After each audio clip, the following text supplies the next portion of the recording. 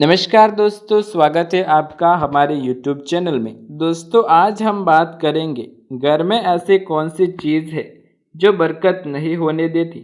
आइए शुरुआत करते हैं और साथ ही हम ये भी बताएंगे कि घर में बरकत होने के लिए क्या करें, धन संपत्ति बढ़ाने के लिए क्या करना चाहिए। दोस्तों, वीडियो के अंत तक बने रहिएगा। हिंदू धर्म शास्त्र के अनुसार ये जानकारी आज हम आपको देने वाले हैं। बंद पड़ी हुई घड़ी।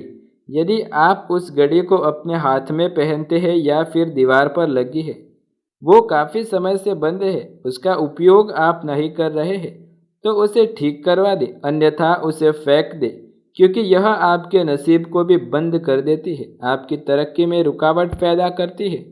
उसे ठीक करके किसी ज़रूरतमंद व्यक्ति को दे दीजिए, यही आपके लिए सबसे श्रेष्ठ माना जाएगा, क्योंकि बंद पड़ी घड़ी के सीधे किस्मत से कनेक्ट करती है। आपकी प्रगति और तरक्की दोनों रुक जाती है। टूटी फूटी हो गई कुर्सी, टेबल, सोफ़ा, इन चीज़ों को जितना जल्दी हो रिपेयर करवा दें या फिर उन्हें बाहर का रास्ता ही दिखा दें। ये चीज़ें भी पैसों की तरक्की को रोकने का काम करती है। अगर आपके भी घर में मकड़ी के जाले हैं तो तुरंत हटाएं और एक नियम बना लें कि हर शनिवार के दिन मकड़ी के जाले हटाने चाहिए। इससे क्या होगा, आपके बुरे दिन अच्छे दिनों में बदल जाएंगे।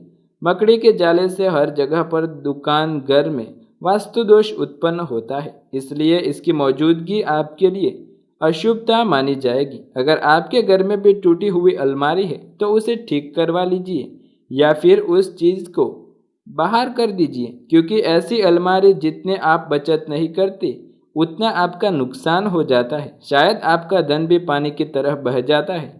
दोस्तों, आपकी अलमारी को बेवजह खुला भी नहीं रखना चाहिए, क्योंकि ऐसा करने से तरह तरह के कामों में रुकावट आती है। दोस्तों, आगे इस बात का ध्यान रखें, यदि आपके घर में ये गलतियां होती है तो सुधार लें। दोस्तों, कुछ ऐसी तस्वीरें भी होती है जो नकारात्मक ऊर्जा फैलाती है। वह क्या हो सकता है, जैसे कोई उपहार के तौर पर नटराज की मूर्ति दे देता है। नटराज की मूर्ति आपको घर में बिल्कुल भी नहीं रखनी चाहिए। यह संगीत का प्रतीक माना जाता है, लेकिन यह बिल्कुल भी अच्छी बात नहीं है। इसे अपने घर से तुरंत हटा दें या फिर आपको ये मूर्ति किसी को और भी भेंट नहीं देनी चाहिए। कांटेदार पौधे भी अपने घर में रखने से बचें, जैसे कि डूबता हुआ जहाज, ताजमहल, जंगली जानवर। ऐसी भी तस्वीरें आपको अपने घर में नहीं लगानी चाहिए, इससे आपका अच्छा समय बंद हो जाएगा। अगर इन चीज़ों को आप अपने घर में जगह देंगे तो किसी भी प्रकार की कोई भी चीज़ जिसका आप उपयोग नहीं करते हैं, वह चीज़ घर में वास्तु दोष उत्पन्न करती है। जिस जगह पर वास्तु दोष होता है वहाँ पर माता लक्ष्मी का वास नहीं माना जाता। विशेष करके आप कोई भी वस्तु, कांच की वस्तु जो टूट फूट गई है और उसे भी संभाल कर रखा है, तो अभी फेंक दे। आपको भी न ज़रूरत से ज़्यादा गहनों की खरीदी करनी चाहिए और बिना मतलब के गहने या कोई भी अंगूठी अपने घर में नहीं रखनी चाहिए। दोस्तों, आप भी अपने घर के छत पर पुरानी चीज़ें उठाकर रख देते हैं तो संभल जाइए। आपने जो फालतू सामान अपने घर पर रखा है उससे आपको नुकसान हो सकता है। आपके परिवार के सदस्यों पर स्वास्थ्य संबंधित बीमारियां आना शुरू हो जाती है और पितृदोष लगता है। यदि आपके पूजा घर में किसी भी देवता या देवी की तस्वीर टूटी फूटी है तो उसे किसी बहते हुए जल में प्रवाहित कर दे और नई तस्वीर लाकर रखें। यदि आप ऐसा नहीं करते हैं तो रोज़ाना सिर्फ पूजा पाठ करते रह जाएंगे और इसका फल आपको नहीं मिलेगा। कोई भी भगवान की दो तस्वीरें या मूर्ति एक साथ नहीं रखनी चाहिए। पूर्व या पश्चिम के कोनों में भगवान का स्थान बना सकते हैं। दोस्तों, वैसे तो आप मंदिर किसी भी स्थान पर बना सकते हैं, क्योंकि भगवान को कोई भी दिशा से कोई भी तकलीफ नहीं है, क्योंकि भगवान इस दुनिया के सर्व अंतर्यामी है। उन्हें तो किसी भी प्रकार की कोई तकलीफ नहीं होती। तकलीफ होती है तो उनके भक्तजनों को। लेकिन आपके पास ऐसी जगह है जो वास्तुशास्त्र के अनुसार अनुकूल आती है, तो वहीं पर आपको पूजा स्थान बनाना चाहिए। कभी कभी हम पुराने कपड़ों को एक साथ इकट्ठा करके रख देते हैं, लेकिन ये सामान कहीं आपके सर पर भारी न पड़ जाए। इन चीज़ों को अपने घर में से हटा दें। या फिर किसी ज़रूरतमंद व्यक्ति को पुराने कपड़ों का दान ही कर दे। कपड़ों का दान करने से आपके ग्रह मजबूत हो जाएंगे और दूसरे व्यक्तियों का भला होगा। अब बात करते हैं कि ऐसी कौन सी चीज़ करें जिससे माता लक्ष्मी आपके ऊपर प्रसन्न हो। आप नियम बना लें, हर शनिवार के दिन किसी गरीब व्यक्ति को भोजन कराएं। याद रखें, उसे पैसे देना मत भूलें।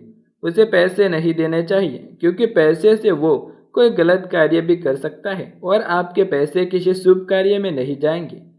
हिंदू धर्म में भोजन करते वक्त भोजन के सात्विकता के अलावा अच्छी भावना और अच्छे वातावरण और आसान सा बहुत महत्व बताया गया है। यदि भोजन के सभी नियमों का पालन किया जाए तो व्यक्ति के जीवन में कभी भी किसी प्रकार की कोई आफत या विपदाएं नहीं आती। हिंदू धर्म शास्त्र के अनुसार भोजन शुद्ध होना चाहिए, उसमें भी शुद्ध जल होना चाहिए और सबसे शुद्ध वायु होना चाहिए। यदि यह तीन शुद्ध हो तो व्यक्ति को कम से कम 100 वर्ष की आयु भी प्रदान होती है। भोजन करने से पूर्व 5 अंगों को धो लेना चाहिए, तभी भोजन करने के लिए बैठे। याद रखें, भोजन से पूर्व अन्न देवता माता अन्नपूर्णा की स्तुति करके उनका धन्यवाद देते हुए तथा सभी भूखों को भोजन प्राप्त हो, ईश्वर से ऐसी प्रार्थना भोजन करने समय करनी चाहिए। भोजन बनाने वाला स्नान करके ही शुद्ध मन से तंत्र मंत्र का जाप करते हुए रसोई में भोजन बनाए और सबसे पहले 3 रोटियां गाय, कुत्ते और कौवे के हेतु अलग निकालकर फिर अग्निदेव को भोग लगाकर ही घर वालों को खाना खाना चाहिए। घर का टपकता नल फिजूल खर्ची का सूचक है और खासकर कि घर की रसोई का नल टपकता है तो ये और भी बुरा है, क्योंकि रसोई में अग्नि का निवास होता है। जहां आग और पानी एक साथ हो वहां परेशानियां शुरू हो जाती है।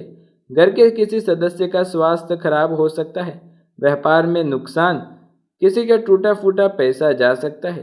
पानी के फिजूल व्यय से वरुण देव का दोष लगता है और घर में नकारात्मक ऊर्जा का प्रभाव बढ़ने लगता है। इस तरह की परेशानियों से बचने के लिए घर में टपकता हुआ नल है तो उसे आज ही रिपेयर करवा ले। कहा जाता है कि उचित हो द्वार तो आएगी खुशियां अपार। प्रवेश द्वार भवन का सबसे महत्वपूर्ण हिस्सा माना जाता है। भवन निर्माण के दौरान प्रवेश द्वार अगर नियमों के अनुसार बनाया जाए तो घर में सभी सदस्यों के लिए खुशियों का आमंत्रित करने में सहायक होता है, और अगर घर के मुख्य द्वार में दोष पाया जाए तो वह घर में मानसिक, आर्थिक और सामाजिक समस्याओं का कारण भी बन सकता है। इसलिए कहा जाता है कि जिस घर का दरवाजा दोष रहित हो उसे घर में सुख, समृद्धि और रिद्धि सिद्धि का वास होता है। इसके अलावा घर में सभी सदस्य सुखी रहते हैं, सभी के बीच तालमेल भी बना रहता है। वास्तुशास्त्र के अनुसार घर में किसी भी समस्या का संबंध प्रवेश द्वार यानी मुख्य द्वार से ही हो सकता है, जिसका असर धीरे धीरे बाकी चीज़ों पर भी देखने के लिए मिलता है। तो आपको भी अपने मुख्य द्वार से संबंधित कुछ भी वास्तु दोष है तो उन्हें अभी दूर कर लेना चाहिए और कुछ उपाय वास्तु दोष से संबंधित भी करने चाहिए। कलश का संबंध संपन्नता से होता है। यह शुक्र और चंद्र का प्रतीक है। कलश की स्थापना मुख्य रूप से 2 जगहों पर की जाती है, मुख्य द्वार और पूजा स्थान पर। मुख्य द्वार पर रखने वाले कलश का मुख चौड़ा और खुला होना चाहिए। तो दोस्तों, आपको अपने मुख्य द्वार पर कलश अवश्य स्थापित करें। ये थी वो महत्वपूर्ण जानकारी। यदि आपको भी ये वीडियो पसंद आए तो वीडियो को लाइक, शेयर, कमेंट कर दें।